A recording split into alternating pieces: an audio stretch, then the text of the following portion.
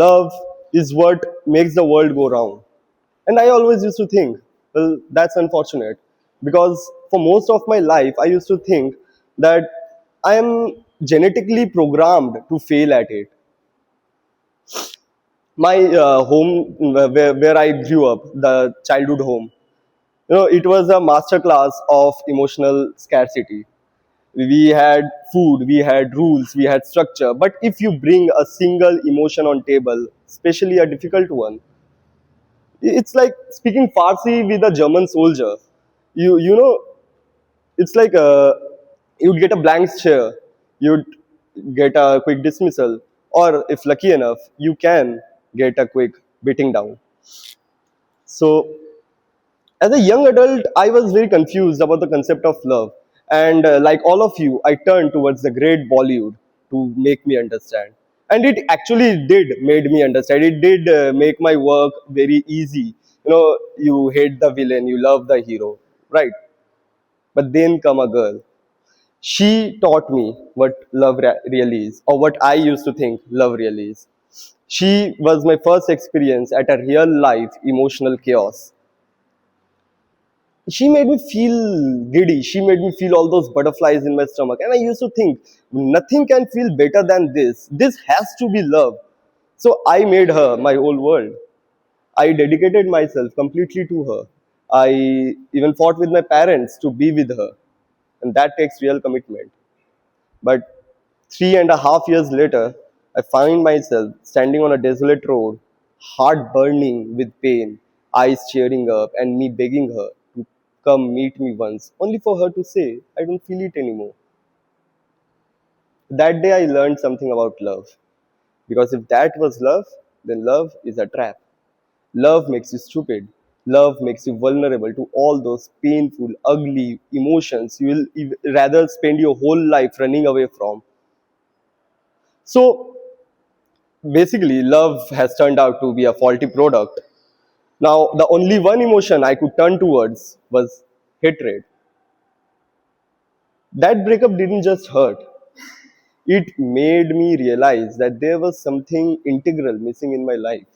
That during this 3.5 years, I have become untasteful. I have become less funny. I have become, not myself. So I use this I use this anger, I use this hatred that I had myself from that I had for myself.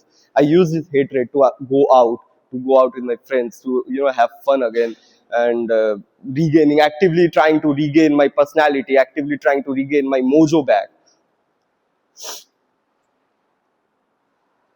I remember I once went out with a couple of my friends. I didn't know many of them. I just knew one of them. He was a childhood friend of mine. I went with them to their college fest. I was during my trip. I was completely, nervous that will they like me or not. Because I don't know them. This was the first time I'm meeting them, and I have to blend in with them because I have to spend 3 days with them over there. So I was, completely confused. Will they love me? Will they understand me? Will they vibe with me? Will they have fun? They didn't. That day I felt inadequate. That day I felt the shame. That shame that came with the inability to blend in with the people.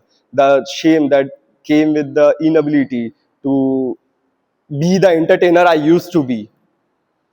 I felt the shame that made me feel most hateful, the shame that made me feel that I have wasted a huge part of my life. I have become something or someone rather that I don't like to see. So I use this energy, I use all this energy into regaining my mojo back, and I use this energy into studying. And meanwhile, my real nemesis, my father, he was at his peak form during my drop year. He was relentless. He banned me from going out. He took away my phone. He banned me from meeting with my friends. He used to always say that you are a waste of money.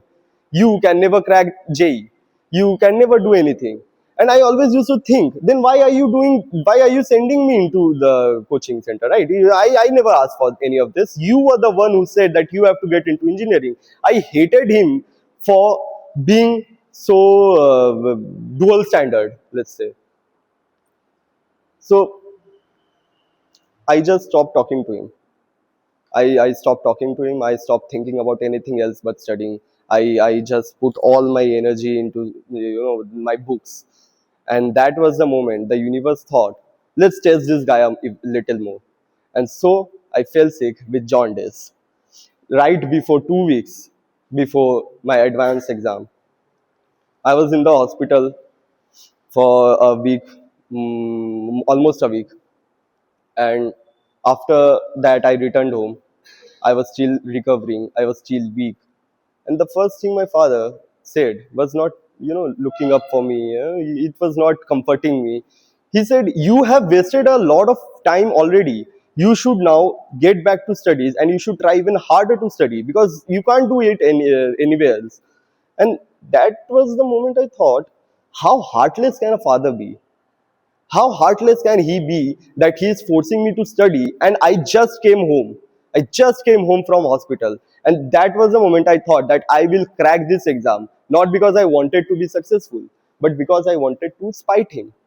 I cracked the exam. I got a good score. I told my mother. She was very happy, but I didn't tell my father. I kept it from him. I thought I'll bring it up at a point where I will have the advantage, and I finally did have that advantage, and finally did bring it up in a very petty manner. In the mm, I used to think that this will be my revenge from him. I saw a genuine single tear roll down his face, and that was the moment I changed my perspective about everything.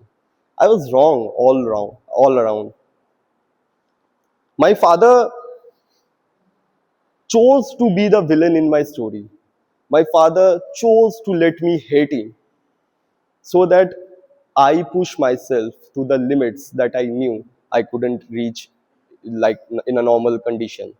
He chose to make me spiteful so that I will do anything to prove him wrong. That was the moment I understood that hate and love are not very different. They're the same, they are the different sides of a same coin. Where there is love, there has to be hate. At the end, I would just say the emotions that confuse you the most are the emotions that make you the strongest. And for that, I'm the most thankful. Thank you.